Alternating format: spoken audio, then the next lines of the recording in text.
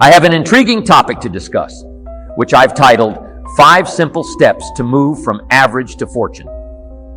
I've been invited to speak on this subject at various corporations and companies, and now I'm excited to share it with you. Imagine for a moment that you're walking through a dense forest. The path before you is familiar, well-trodden, and safe.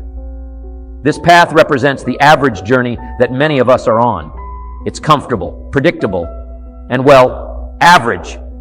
But what if, just off this path, there's a trail leading to a place of extraordinary beauty, wealth, and fulfillment? That trail is the path from average to fortune, and it's one that few decide to take. Not because they can't, but because they either don't know it exists or fear the unknown challenges it might present. The journey from average to fortune is akin to transforming a piece of coal into a diamond. It requires pressure, time, and a process. It's not an overnight feat, nor is it a stroke of luck. It's a deliberate and conscious decision to embark on a journey that not everyone is willing to take. But you, my friends, are not just anyone. You have the potential to go beyond the ordinary, to create a life of extraordinary richness in all its forms: wealth, relationships, health, and personal fulfillment. I was raised in a small community of approximately 4,000 or 5,000 residents. Following my high school graduation, I enrolled in college for a year and a half before opting to leave, confident in my intelligence to pursue my ambitions without formal education. My parents provided me with a strong foundation. Being an only child, they dedicated extra time to my upbringing, ensuring I had a solid start in life. A few years after leaving school, I met a charming young lady whom I persuaded to marry me, making various promises about our future. However, a couple of years into our marriage, it appeared that my wife might not have made the wisest decision, as I found myself struggling. Financial difficulties arose, with more month left at the end of the money, as they say. Despite my willingness to work hard, things weren't unfolding as smoothly as I had envisaged. I began falling behind on bills and contemplating my next steps. Should I return to education to acquire more qualifications? With no capital to initiate a business, I grappled with these questions at a time when I desperately sought solutions on how to attain success and transform my life. At the age of 25, I was blessed with good fortune, and sometimes it's challenging to articulate. Good fortune, why do unique events occur when they do? Part of that remains a mystery to me. I genuinely don't know. A friend once remarked, "Well, things don't just happen, they happen just." Perhaps there's some truth to that, but honestly, I'm not entirely sure. However, my stroke of good luck came at age 25 when I encountered a truly remarkable man. His name was Mr. Schaff, Mr. Earl Schaff, and he's the individual who provided me with the final answers I had been seeking until that point. Mr. Schaff was an exceptional individual, a businessman, an entrepreneur with multiple ventures. He took a liking to me and offered me employment. I joined his team and spent the subsequent 5 years working under his guidance. Unfortunately, at the conclusion of those 5 years, he passed away. During those 5 years, I had the privilege of spending time with this remarkable man. He's the one who provided me with the answers I sought. His insights and ideas profoundly impacted my life, and I will forever be thankful for encountering someone who generously shared their knowledge with me. The greatest gift Mr. Schaff bestowed upon me wasn't merely a job, it was the wisdom of his philosophy. Luckily, his approach resonated with me. I embraced it, applied it diligently, and witnessed its transformative power in my life. Around 17 years ago, I resided in Beverly Hills, and during that time, I sorted through all the notes I had accumulated over the preceding 5 years. It occurred to me, why not share these insights with others? I've utilized them to positively change my life. and perhaps others would find them beneficial too. Thus, I compiled all the material, and 5 years ago delivered my inaugural lecture, my first seminar. Since then, I've increasingly dedicated my time to lecturing and disseminating ideas on how to enhance various aspects of life, personally, socially, and economically. Particularly in the last 6 or 7 years, I've had the privilege to travel extensively worldwide. The seminar has been translated into numerous languages, and I now find myself primarily engaged in lecturing, sharing ideas, and endeavoring to provide solutions that can truly make a difference in people's lives. Let me give you this simple little talk, how to go from average to fortune. There are 5 simple steps you might want to take note of. The initial stage in this transformative journey involves nurturing a vision that exceeds your present circumstances. This is where your journey truly commences. Picture a gardener, diligently tending to the soil, planting seeds without knowing precisely how each will grow, but with a vision of a lush, bountiful garden. That's the kind of vision you need. A seed in your mind, blossoming into something extraordinary. But what does it mean to have a vision? It's more than just a fleeting thought or a daydream. It's a clear and vivid picture of what you want your life to encompass in every aspect. It's the ability to envision a life not as it is, but as it could be. This vision becomes the compass, guiding your decisions, influencing your actions, and shaping your future. To cultivate such a vision, you must first allow yourself to dream. Recall the ease with which you could imagine boundless possibilities as a child. As adults, we often lose this ability to dream without limits, becoming weighed down by the realities of life. Today, I urge you to reconnect with that childlike wonder, to dream big and envision a life that excites you and fills you with passion and purpose.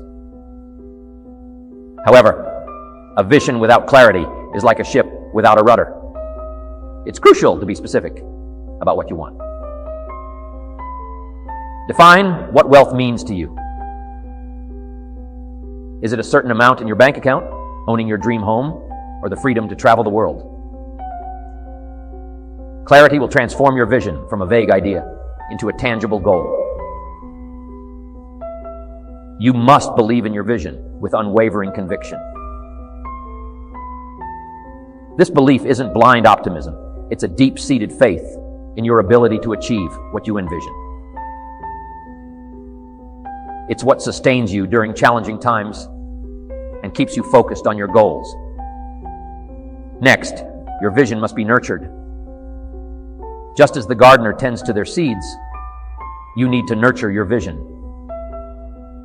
This involves feeding it with positive thoughts, surrounding yourself with supportive individuals, and continuously reaffirming your commitment to your vision. It also entails learning and adapting, as growth and change are essential for realizing your vision. Action is crucial. A vision without action is merely a daydream. It's the consistent small steps taken every day that lead to significant change over time. Patience is key, as achieving your vision takes time and perseverance. Stay focused on your vision, maintain a positive attitude, and trust in the process.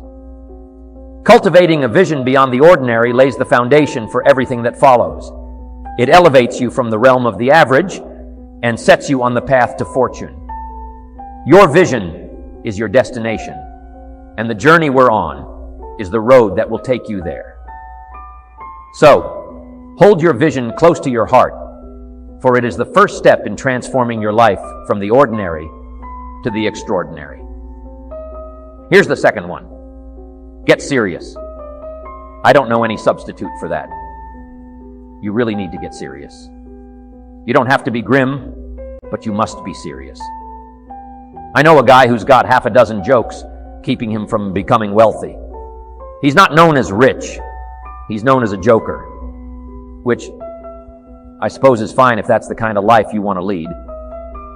but it really isn't the best way to live. To transition from average to fortune, you need to get serious. And this entails focusing on two crucial aspects. Firstly, you must get serious about setting your goals and determining your direction for the next 5 to 10 years. This is immensely important. What are your economic aspirations? Where do you envision yourself going? What are your desired achievements? What do you aim to possess and share? How much do you aspire to earn? How far do you wish to progress? These are fundamental questions to contemplate, and in my view, getting serious about them is essential for achieving your desired outcomes over the next 5 to 10 years. Secondly, you must get serious about personal development. Personal development involves striving diligently to become the individual you aspire to be. It requires dedicated effort. 10 years from now, you will inevitably become someone. But the pivotal question is, who will you become? What traits are you cultivating? By embarking on this journey of personal development now, you can swiftly embark on a new path towards becoming the person you desire to be. There's a crucial question that needs to be asked. 10 years from now, you will undoubtedly reach a destination, and the question is, where? To address this question and determine the destination you aspire to reach and the person you aim to become, you must get serious. So that's point number 2. To make your life meaningful and distinct, and to transition from an average existence to fortune, you must get serious. Now move on with the next stage. Carry with you the understanding that discipline and consistency are not merely actions, but a way of life, a commitment to yourself and your vision. They serve as the stepping stones on your path from average to fortune. Having embraced the disciplines of vision, consistency, and discipline, we arrive at a cornerstone pivotal in our quest from average to fortune: lifelong learning and skill acquisition. This step is akin to navigating a river flowing through ever-changing lands. The river of knowledge is vast and varied, and to navigate it effectively, we must be willing to continually learn and adapt, acquiring new skills along the way. The pursuit of lifelong learning entails recognizing that the world is a classroom, with each day bringing new lessons. It acknowledges that regardless of our current knowledge, there is always more to learn. It's fueled by a thirst for knowledge, a curiosity that propels us to understand more today than yesterday, and even more tomorrow. This journey of learning transcends formal education, encompassing a deeper, more personal kind of education derived from experience, encounters, literature, risks taken, and challenges faced. It's about remaining open to new ideas, new perspectives, and new opportunities for growth. Every experience, every interaction presents an opportunity to glean insights that propel us closer to our vision of fortune. Let's delve into skill acquisition. In a world that constantly evolves, the skills that brought you here may not be the ones that propel you forward. This is where skill acquisition comes into play.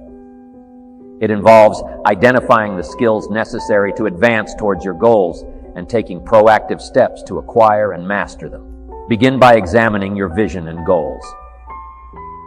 What skills are indispensable to their achievement? Do you require enhanced communication abilities, stronger leadership qualities, or greater proficiency in your field? Once you've pinpointed the essential skills, take deliberate action to develop and refine them.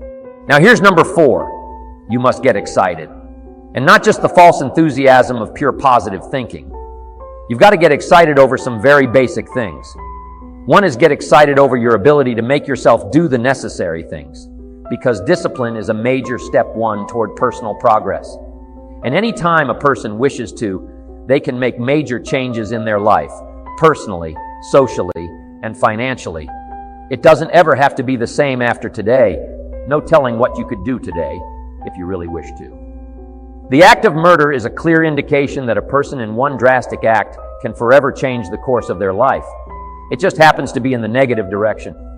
What I would ask you to do starting today is get excited about committing an act that's positive, an act that's constructive, to make the changes in your life that you want made, and to go the direction that you want to go.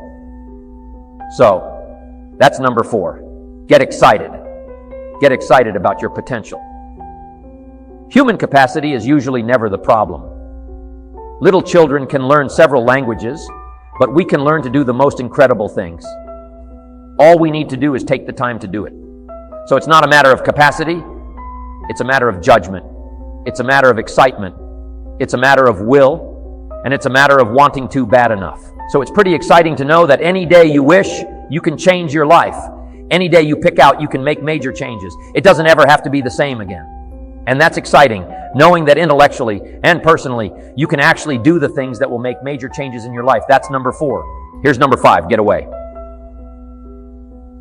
I have found, especially in the last 15, 20 years, that there's an important thing called life balance. You've got to learn to get away. You must learn to get away and be alone. Learn to get away and reflect. Learn to get away and learn how to live as well as how to earn. How sad it would be to learn how to earn well, but not learn how to live well. You must balance your life. We teach something, especially in my staff. I teach something called lifestyle. Lifestyle is how you learn to live your life. Some people have money, but they don't even know how to spend it. They have time, but they don't know how to spend it. Some people are successful, but they don't know how to spend their success. They don't know what to do with it. They don't get joy from it. Rather, they get animosity. A father takes $5, crushes it, and throws it at his son and says, "If you need it that bad, take it." Now it's the same $5, but instead of dispensing it with joy, he dispenses it with animosity. That's the difference in not knowing how to live. It's called lifestyle. Then you've got to take time to cultivate good friends. You've got to take time to be with your family. You've got to take time to be with the people who are important to you, designing your life in those respects. Get away, take the time, reflect on your life, recharge your batteries, do some growing away from your enterprise. Then when you come back to your enterprise, after you have taken this time to balance your life, you will find that on the job, working on your enterprise, things will really go much better. So those are the 5 simple steps to go from average to fortune. Get serious, get smart, get going, get excited, and get away. I hope those points will be valuable for you as you consider them. And I want to thank you for giving me a few minutes of your time to spend just a little time with you. I would invite you to come and attend my seminar.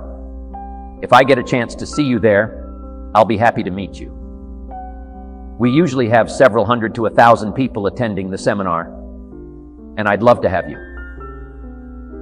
I think I have some interesting things to share about life and about economics and how to do better. I've learned a lot these last 15, 20 years, and I've capsulized it in one evening. It's from 7 to 11. It's 4 hours of some very interesting material, and I think you'd find it exciting. I've got some ideas to share. I don't claim they're right, I just claim they're my ideas. But if you'll take the time, if you'll spend an evening with me, I think you'll find it rewarding. And I want to thank you for giving me this few minutes of your time. And for you giving me some of your time, I would just like to sincerely share this with you. Do not walk in front of me. I may not follow. Do not walk behind me. I may not lead. But walk beside me and be my friend. Thank you for listening.